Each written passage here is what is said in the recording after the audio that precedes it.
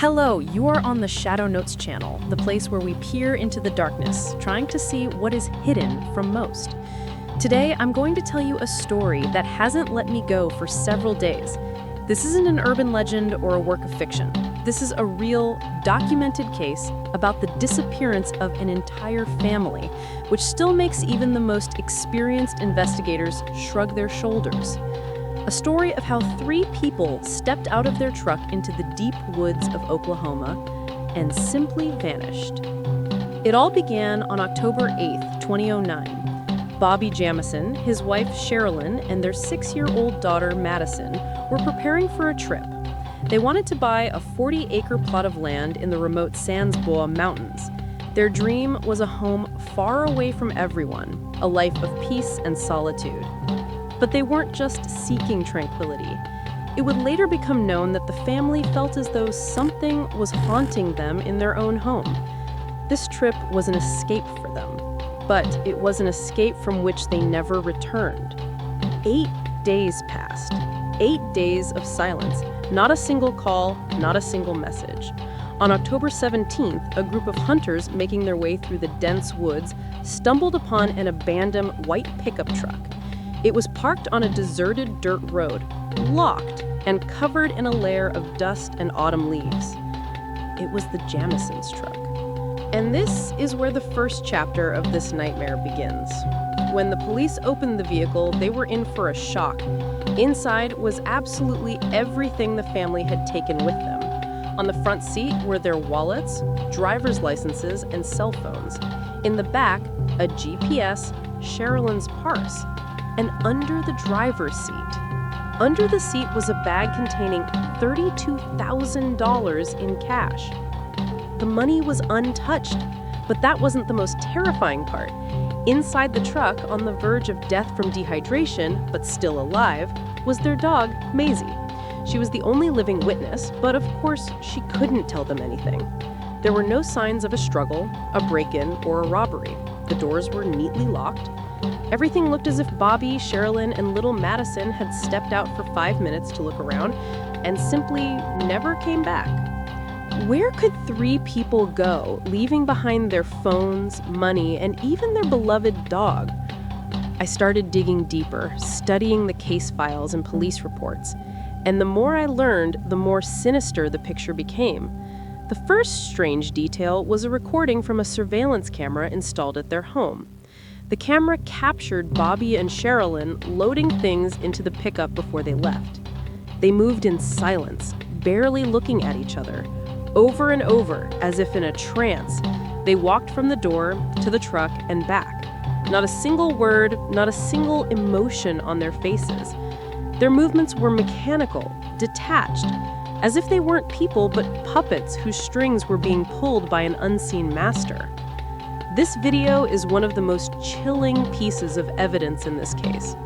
It explains nothing, but it creates a horrifying feeling that on that day, the family was already not themselves. It gets worse.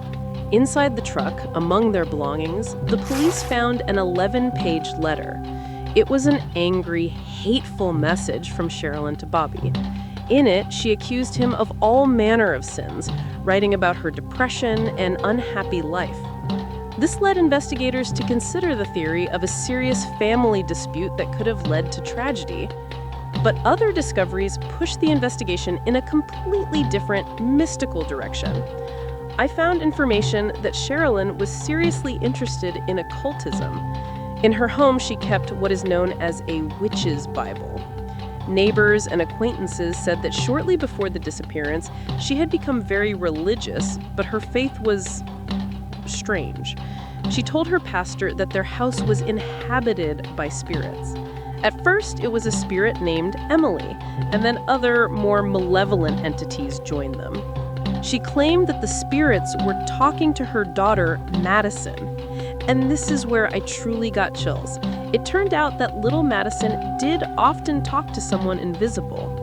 This could have been just a child's fantasy, if not for one detail. Sherilyn told a friend that the spirits in their house had ordered her to kill her entire family.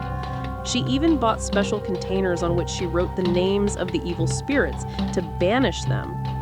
They weren't just trying to buy a new house. They were fleeing from something that was living with them under the same roof. Months went by, then years. Massive search operations involving hundreds of volunteers, helicopters, and dogs yielded nothing. The Jamison family had vanished. It was as if the forest itself had swallowed them whole. And then, in November 2013, 4 years after they disappeared, the story reached its horrifying conclusion. A group of deer hunters, nearly 3 miles from where the pickup truck was found, stumbled upon human remains. It was them. Forensic analysis confirmed the skeletons belonged to Bobby, Sherilyn, and Madyson, but the circumstances of their deaths raised even more questions. They were lying side by side, face down in the dirt, in a dense, impassable thicket with no trails leading to it. How did they walk nearly 3 miles through rough terrain without food, water, or warm clothing? Why did they just lie down on the ground and die together? No signs of violent death, such as gunshot wounds or broken bones, were found. The official cause of death was impossible to determine due to severe decomposition. A small hole was found in Bobby's skull, initially thought to be from a bullet, but pathologists later could not reach a definitive conclusion. The case was closed. So, what do we have?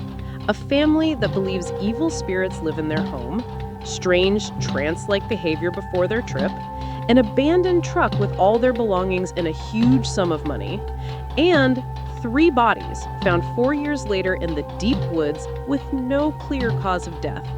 The case was closed, but the questions remained. Let's break down the 3 main theories that still haunt investigators and internet sleuths to this day. Theory 1. Tragic accident. Could they have just gotten lost? This theory seems simple, but it crumbles against one detail. Why did they leave everything in the truck? Phones, warm clothes, GPS, and $32,000. People who are afraid of getting lost take survival gear. The Jamisons took nothing. Theory 2. Foul play. Drug traffickers. The Sans Bois Mountains are known as a place for methamphetamine production. Perhaps the Jamisons accidentally stumbled upon a drug lab or a deal in progress. This would explain why they were killed. But it doesn't explain why the killers would leave behind a huge sum of cash. It doesn't fit the profile of a drug cartel. Theory 3. Something beyond. And here we return to where we began, to Sherilyn's letters, her witch's Bible, and her stories of spirits. On forums dedicated to this case, they are convinced that it wasn't a human that destroyed the family, that the entity they were trying to escape from their home had followed them. Or maybe it was waiting for them there in the Sans Bois Mountains. For me, the most terrifying thing about the story is the feeling of complete helplessness. The Jamisons felt they were in danger. They tried to escape, but they walked straight into the jaws of what they feared. Their final hours, their final minutes, their thoughts, all of it will forever remain a secret, buried under the autumn leaves in the forests of Oklahoma. So what do you think? What happened to the Jamison family on that fateful day? Was it a tragic accident, a brutal crime, or did they truly encounter something beyond our understanding? Share your theories in the comments. If you have similar stories, be sure to tell them. And don't forget to subscribe to ShadowNotes so you don't miss new investigations into mysteries that will make your blood run cold. See you in the shadows.